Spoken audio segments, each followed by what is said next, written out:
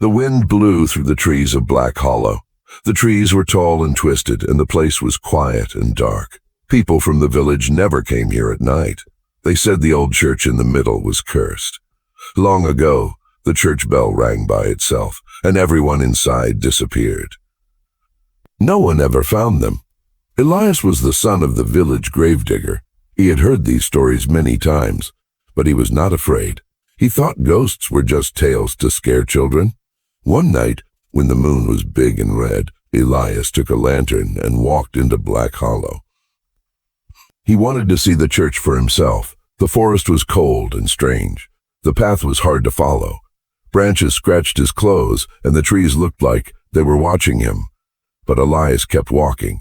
He saw the church tower in the distance and walked toward it. The church was old and broken. The church was old and broken. Its walls were black and the door was half open. Elias stepped inside. It was colder than outside. His lantern light shook and shadows moved across the floor. On the altar there was a book. It looked new, even though everything else was dusty and old. Elias walked to the book. The words inside were strange. He could not read them. He reached out to touch the page. Suddenly, the bell rang. It was loud and deep. Elias turned to run, but the door was gone. Only a wall stood there now. Behind him, the book started to whisper. At first, Elias thought someone was trying to prank him, but as he spent more time in the church, he began to feel that someone else was also there. He kept looking around, and then suddenly he stopped. He listened carefully to the whispering coming from the book. He was shocked. So many questions filled his mind. Elias stepped back slowly, his eyes wide. The whispering grew louder, but the book didn't move. It just lay open on the altar, glowing faintly in the lantern light. He wanted to run, but his legs felt heavy, like the air around him was pressing down. Then he saw it, a shadow near the back of the church. It didn't move like a person. It floated, stretching across the wall like smoke. Elias held up his lantern, but the light didn't reach it. The shadow stayed still, watching. "Who's there?" Elias said, his voice shaking. No answer. With answer. Just the whispering. He took a step forward. The shadow faded into the wall and the whispering stopped. The silence was worse than the sound. Elias looked down at the book again. One word had appeared on the page, written in red. It said, "Stay." He realized the villagers were right about that place.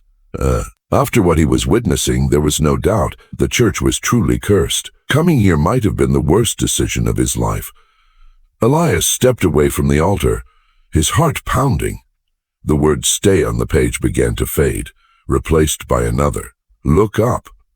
He hesitated, then slowly tilted his head. Above him, the rafters were covered in strange symbols, carved deep into the wood. They glowed faintly, like they were alive, and hanging between them was something that hadn't been there before. A figure, pale and still, its face hidden by a veil. Elias gasped and stumbled back. The lantern flickered again, and for a moment the figure was gone. But the whispering returned, louder now, coming from all around. He turned in circles, trying to find the source, but the church was changing. The walls seemed closer, the shadows deeper. The pews were no longer empty. Shapes sat in them, unmoving, watching. Elias clutched the lantern tighter. "I didn't mean to disturb anything," he said aloud, hoping something would hear. The whispering stopped. Then a voice spoke clearly from the altar. "You were expected." Elias felt his breath catch. The voice was soft, but it echoed through the church like thunder. He looked around, but no one was there. The pews were still filled with shadows, silent and still. The book on the altar turned another page by itself. He stepped closer. His hands shaking. The new page had no words, only a drawing. It showed a man standing in the church, just like Elias. Behind the man, a dark shape reached out with long fingers. Elias spun around. Nothing was there. "I don't belong here," he whispered. The voice answered, "You do now." Suddenly, the lantern went out. The church was swallowed in darkness. Elias could hear breathing, not his own. Slow, deep, and close. He backed away, trying to find the wall. His fingers touched cold stone, but it felt wrong. The wall was pulsing like it was alive. He turned again, and this time he saw eyes. He saw eyes, dozens of them, glowing faintly in the dark, watching him from every corner. Then the bell rang again, and the whispering returned. Not from the book this time, but from the pews. The shadows began to move. Elias took a shaky step back as the shadows in the pews began to rise. They didn't walk. They floated, their faces hidden, their limbs too long. The whispering turned into low chanting, and the air grew thick, like smoke without fire. Suddenly, a loud snap echoed through the church, like a bone breaking right next to his ear. He spun around. A face was inches from his own, pale, hollow eyes, mouth stretched wide in a silent scream. Elias dropped the lantern. It shattered, and darkness swallowed everything. He ran blindly, hands outstretched, heart racing. Something brushed his shoulder, cold and wet, like fingers from a grave. He screamed and stumbled forward, crashing into a pew. The wood splintered, and behind it, something crawled out. It was fast. It moved like a spider. But its body was human, twisted, broken. Its head turned too far, bones cracking with each movement. Elias scrambled to his feet, but the thing was already in front of him. It opened its mouth, and a voice came out. Not its own, but his mother's. But his mother's. "Elias, why did you come here?" He froze. Tears filled his eyes. "You're not her." The creature smiled. Then from the altar, the book slammed shut with a deafening bang, and every shadow in the church screamed at once, a sound so sharp it made Elias drop to his knees, clutching his ears. The bell rang again, and this time it didn't stop. Elias stayed low, his ears ringing from the scream. The shadows moved closer, their shapes growing clearer, twisted faces, broken limbs, eyes that never blinked. He felt trapped, helpless. But then something changed. The book on the altar burst into flames, not red, but blue, cold and bright. The fire didn't burn the pages. Instead, it revealed something hidden beneath, a small silver dagger glowing faintly. Elias crawled toward it, drawn by a strange warmth in his chest. As his fingers touched the hilt, the whispering stopped. The shadows froze. The dagger pulsed once, and Elias felt a rush of memories, not his own, but of others who had come before. All of them had failed, except one. A name echoed in his mind, Seraphine. He didn't know who she was, but her voice whispered inside him, "You're not alone. Use the blade. Speak the name." Elias stood, holding the dagger tight. The shadows hissed, backing away.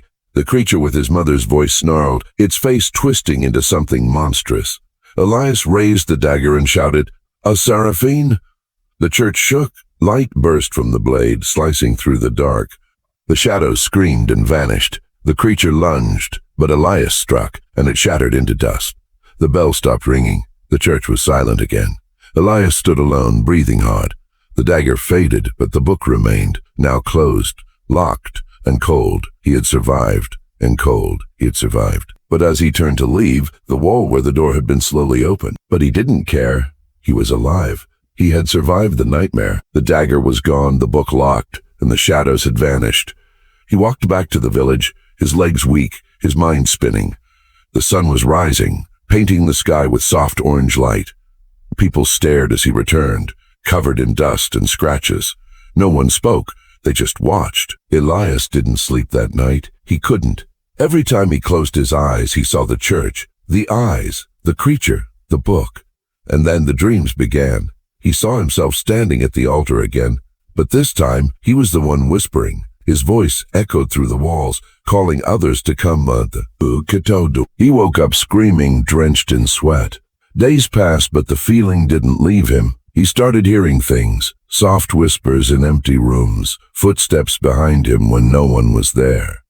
Mirrors showed him standing still while his reflection moved. One night he looked at his hands and saw the symbols from the church carved into his skin. They glowed faintly, just like the rafters.